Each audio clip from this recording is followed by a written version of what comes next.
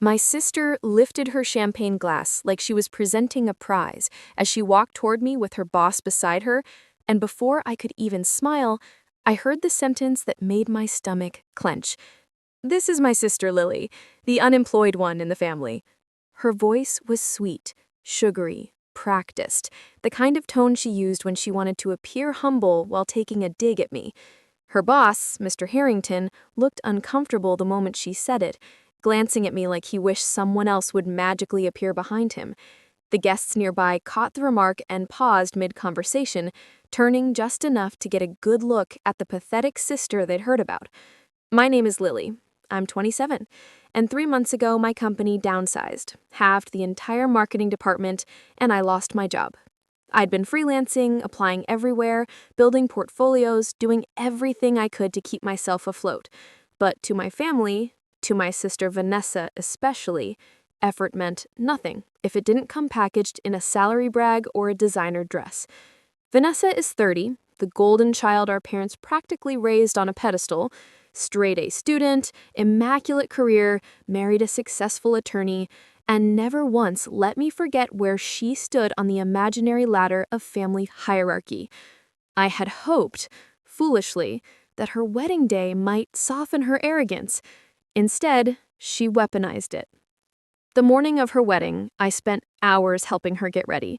I fixed her veil when the stylist panicked, ran to the store to get double-sided tape when her dress wouldn't sit right, applied her lipstick when her hands shook, and calmed her down when she cried over the flowers being a slightly different shade than she imagined. She didn't thank me once. She didn't acknowledge me once. I told myself it didn't matter. It was her day, not mine.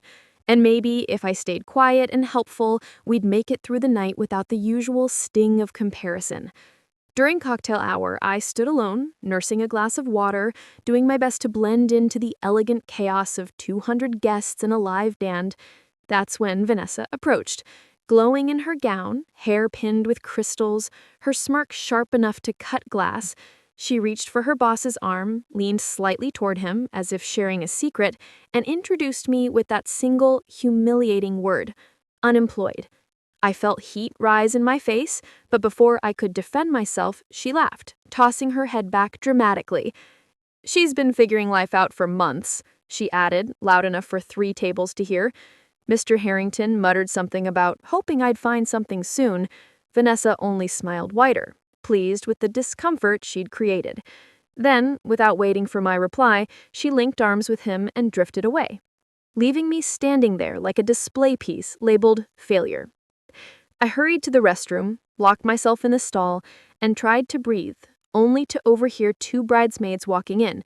One whispered, "Did you hear what Vanessa said to her sister?" The other chuckled, "Yeah, but Lily has been out of work for a while." They debated whether it was cruel or just honest, and I waited until they left before stepping out, afraid they'd see the tears forming in my eyes. Back in the reception hall, I took a seat at the very end of the bridal party table. When my mom approached, instead of concern, her first words were, "Why do you look upset? Don't start something. This is your sister's big day." I told her Vanessa had called me a failure in front of her boss. Mom waved her hand and said, "She's stressed. Don't make this about you." It was in that moment I realized none of them would ever stand up for me. During the family toasts, Vanessa's maid of honor spent nearly her entire speech praising Vanessa's career, repeating "successful" so many times the word lost meaning. Every repetition felt like a spotlight swinging toward me, highlighting what I didn't have. When the photographer gathered everyone for family photos, I stepped beside Vanessa, only for her to turn and say, "Actually, can we get one with just my successful friends?" The photographer frowned, asking if I should be included. Vanessa shrugged. "No, it's fine. She doesn't need to be in this one." My dad chuckled awkwardly, but no one told her to stop. I stepped aside and watched her pose with her friends like she was curating an image for a magazine cover. When it came to gifts, she unwrapped the handmade leather journal I'd spent weeks crafting, her initials embossed, lined pages stitched by hand, and she barely glanced at it. "Cute," she said, then moved on. A moment later, she unwrapped a $10,000 check from her parents and screamed with excitement. I swallowed hard. When I graduated, they gave me $50 in a card. Vanessa looked at me with a smirk and said, "Guess they invest in results." That was when I slipped outside. Sitting alone on a stone bench under the garden lights, I pulled out my phone, desperate to distract myself. That's when I saw it. An unread email from Silverline Media. 2 weeks earlier, I'd applied for a senior marketing strategist position.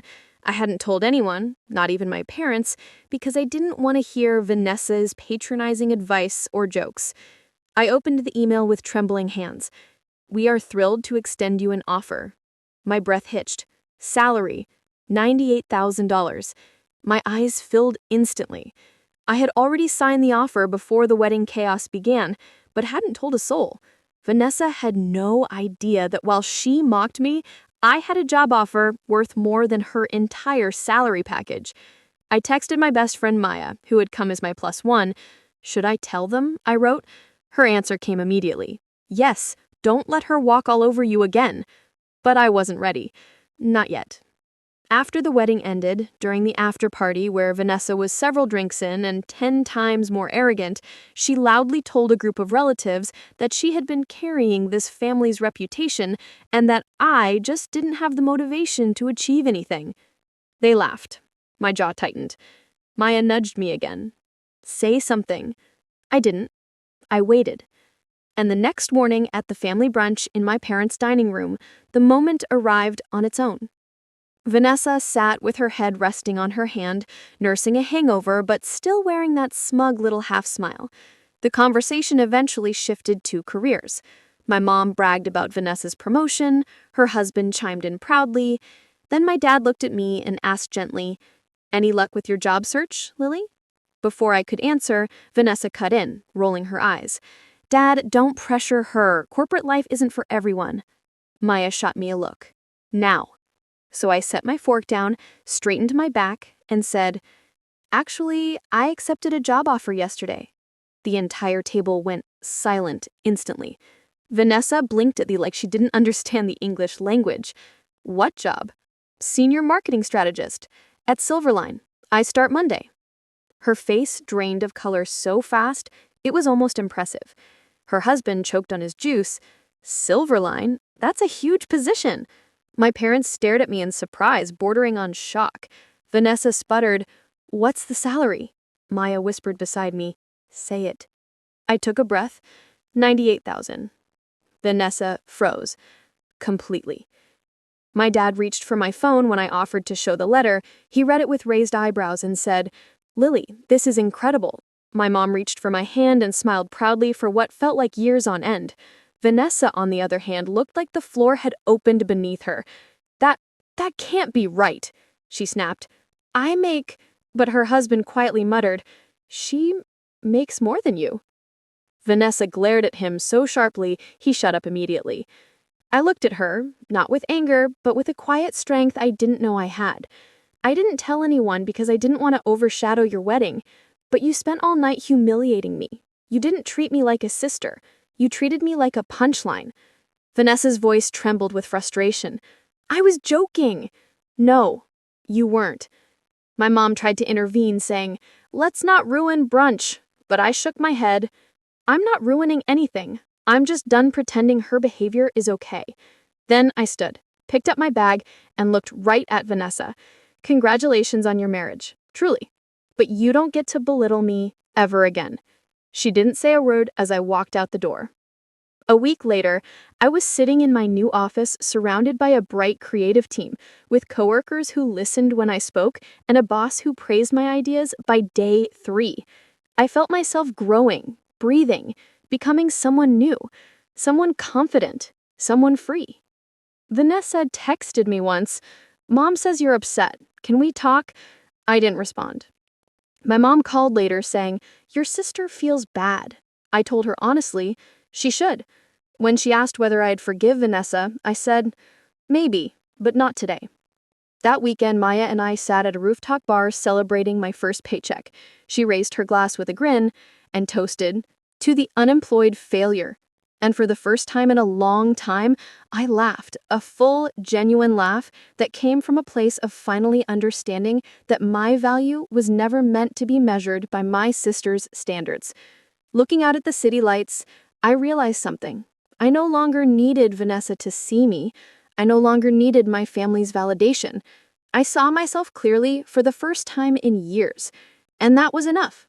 If you've ever been underestimated, dismissed, or belittled by the people who should have lifted you higher, just know this: you are not defined by their opinions. You are not small. You were never small, and someday they'll wish they treated you better.